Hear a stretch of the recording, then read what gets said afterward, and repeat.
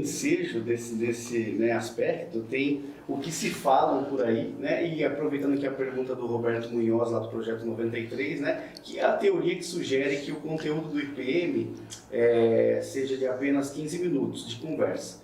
Mas parece que o senhor permaneceu nas dependências da ESA por 4 horas. Isso é o que o pessoal às vezes alegam, né? E que até talvez crie essa conspiração em torno, né? O que aconteceu durante esse tempo? Tipo, se foi isso mesmo. Exato. Acabamos de comentar com detalhes isso aí, né? Pergunta muito boa do Roberto, como sempre. Gente, é de gente desacostumada a saber como é que funciona um inquérito, uma sessão, uma audiência, seja de interrogatório no inquérito, seja uma audiência na justiça, coisa mais comum do mundo. O que está escrito ali não representa de forma alguma o tempo que realmente nós demoramos ali dentro. Conspiranoia pura. Vamos dizer de novo, é querer descobrir mistério onde não existe. Catar filigranas para fazer fantasia. Nada mais do que isso. Então, Bira, o inquérito ele foi arquivado, né, em 1997, foi remetido para a Justiça Militar em 99. Fora, e você também obteve cópia, como qualquer pessoa 97. poderia obter, né? Quer dizer, ele não era ultra secreto, top secret, que ninguém poderia ter acesso, né? 4 anos depois do encerramento do IPM, você, se não me falha a memória, escreveu o seu livro sobre o caso Varginha. 2001. Isso. 2001. Onde você, 4 anos. basicamente, você sustenta, defende o caso, como, né, defendeu na época, em 96, quer dizer, claramente contestando a versão do IPM.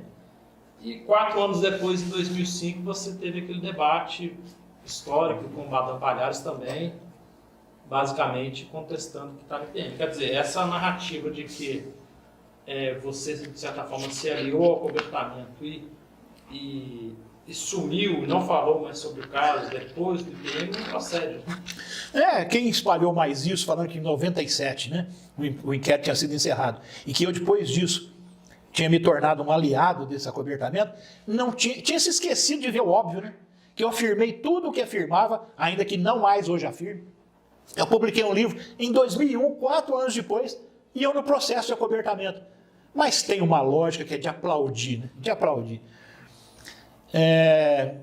A sua pergunta gira principalmente em torno daquele debate que eu estabeleci com o doutor Fortunato Badam Palhares, que teria sido, teria sido acusado pela ufologia, dito pela ufologia, que teria participado da autópsia, né, do análise do ser que chegou lá. Naquele debate, eu ainda defendendo aquele viés do qual eu saí já há alguns anos, não que eu queira dizer que esteja tudo errado, não que eu esteja voltando atrás, mas que eu realmente não aceito mais trabalhar com conspiração. O debate foi muito bem, ele é extremamente simpático o tempo todo, inclusive em alguns momentos que ele sorriu. No último minuto, o apresentador faz aquela pergunta fatal. E aí, que conclusão que você tira? Vai descobrir alguma coisa? Algo assim. Falei, bom, até falei em tom mais sei lá, talvez equivocadamente achando que o entrevistado também ia achar engraçado. Quem tem nas mãos o resultado não fala o que eu vou falar. O doutor Badam queimou no golpe naquele momento, de forma totalmente contrastada que ele comportou no debate todo. O que foi que eu fiz ali? Simplesmente me limitei a dizer para o apresentador, não tem mais nada a dizer, fulano de tal. Pronto. Recentemente, um brilhante estudioso fez um estudo de contradições do caso, brilhante aquele estudo. Coloca lá, tá vendo? O Badam ameaçou o Birajara ficou quieto, ou calou a boca. Foi exatamente isso. Foi exatamente, ele não me ameaçou de nada, não. Ele disse, alto e bom som, se o senhor continuar com esta tônica, eu vou tomar minhas providências. Sabe quem baixou ali em mim naquela hora? Uma coisinha que se chama advogado, que eu sou desde 1979. Uma das coisas mais elementares que o advogado considera é isso. Quando estamos alegando alguma coisa de alguém e algo incomoda esta pessoa, ela demonstra que está sendo prejudicada, seja emocionalmente, seja psicologicamente, ou até sob o ângulo social de alguma forma, a única coisa que a gente deve fazer é não fazer mais isto. Foi o que eu fiz ali e não repeti mais. Ficou com medo? Não, não fiquei com medo. Eu fui respeitoso com aquilo que estava incomodando o médico. Afirmo isso aqui sem qualquer constrangimento. Ou seja, para resumir, esse pesquisador que viu agora que eu calei a boca diante desta afirmação, deste dito do Dr. Badam Palhares, tem toda a razão. Foi exatamente isso. Inclusive, a gente entrevistou o Dr. Konrad Metz, né, que é um alemão naturalizado brasileiro. Ele teria também participado da autópsia no Unicamp, junto com o Badam Palhares, e ele negou veementemente, disse inclusive que no subsolo do Hospital das Clínicas é muito pequeno, que a hora que quiser ele levaria a gente lá para filmar, que lá hoje é lavanderia, que não caberia a quantidade de pessoas que é citado nos informes da ufologia, né? Você chegou a ver essa entrevista do Konrad Metz? Vi, cheguei a ver na íntegra. De um lado, ufólogos dizendo que ele participou. Ele vem dar um depoimento para ufólogos também recentes, 20 e tantos anos depois, dizendo que não participou. Eu não pretendo mais raciocinar na ufologia com conspiranoia. Então, vamos de novo pensar em quem está de fora, vamos pensar nos céticos, vamos pensar nos curiosos, vamos pensar em quem pensa seriamente. Cadê a prova desses ufólogos que esse cientista participou? Em lugar algum. Então, por este ângulo, não participou mesmo. E ponto final. Que outra conclusão pode a ufologia chegar? Bater na tecla de que sim? Prova, me mostra. Eu adoraria ver isso. Se amanhã alguém chegar, escuta, realmente estava lá debaixo do seu nariz, ó, ficou lá na ESA o tempo todo, agora vão mostrar para nós, está dentro do formol lá. Gente, eu vou aplaudir, eu vou achar uma maravilha.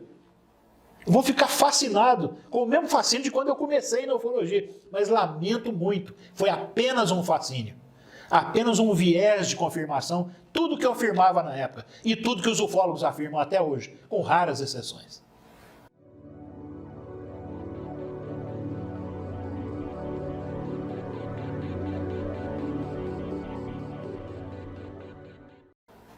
Na época, você conseguiu o depoimento do médico que alegava que tinha... ele falava como se fosse um amigo, né? Que teria examinado uma criatura estranha no hospital regional. E depois você recebeu a visita do Roger Legg, né? E parece que o Roger Legg conversou de novo com esse mesmo médico. O Roger Legg até gravou uma entrevista com ele, a gente até legendou essa entrevista. E a pergunta do Léo, ele diz assim: gostaria que o senhor relatasse com mais detalhes a entrevista que você e o Roger Legg fizeram com o médico que supostamente teve contato telepático com a criatura. Gostaria também que o senhor emitisse uma opinião sobre o relato. Ô Léo, há dois momentos da presença do Dr. Roger Legg nessa história. A primeira, ele veio, ficou em minha casa, o meu filho, que servia de tradutor, de intérprete, que fala bem inglês, não tão bem quanto o Marco Leal, mas fala. Né? E nós fomos então atrás desse médico. E o médico deu uma entrevista para o Dr. Legg, que tem inclusive um trecho no documentário, né, Momento do Contato, do James Fox. E esse médico fez algumas narrações para o Dr. Legg, que eu acho que deve ter durado aí sim, né, uns 15 a 20 minutos. O Dr. Legg voltou uma segunda vez a Varginha e não foi comigo de novo. Foi ele, uma pessoa que ele trouxe, que eu não me lembro mais quem era, um senhor. Os Sérens. Isso, exatamente. Acompanhado do senhor Ademar José Gevaer, de tão boas lembranças nossas. Eu não. Aí, eu não sei o que aconteceu nessa conversa, mas respondendo melhor a pergunta do Léo, o que eu vi do depoimento desse médico para o Dr. Roger Legg, com a tradução ali na hora, no momento do meu filho. Ele disse que um companheiro dele, um colega dele, teria entrado, que era também ortopedista, né? Porque esse médico é ortopedista, analisado a criatura, e ao se aproximar da lesão para ver melhor, ele sentia que a criatura estava ou conduzindo a mão dele, ou se comunicando telepaticamente com ele de alguma forma, pedindo socorro, etc. Esse médico que nós levamos disse que o colega dele que disse, né? Depois nós começamos a desconfiar que ele estava falando do colega dele, mas era ele mesmo. E aí veio o Dr. Legg pela segunda vez. Eu não me lembro, agora com sinceridade, se o Dr. Ler escreveu um livro grande depois dessas saídas de Varginha. Eu não me lembro se ele escreveu esse livro depois do contato que ele teve com esse médico com o meu filho de intérprete, ou se foi do segundo contato. Eu não me lembro. Porque se foi do primeiro, vamos voltar lá no inquérito policial lá. Eu nunca ouvi tanta coisa na minha vida que está ali no livro, muito menos ouvi no dia que meu filho estava sendo intérprete.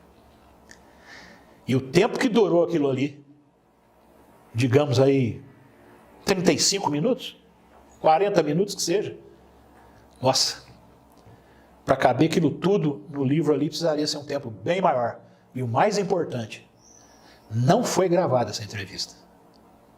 Então o nosso também falecido e respeitável Dr. Ler deve ter tido uma memória de elefante, ufólogo elefante.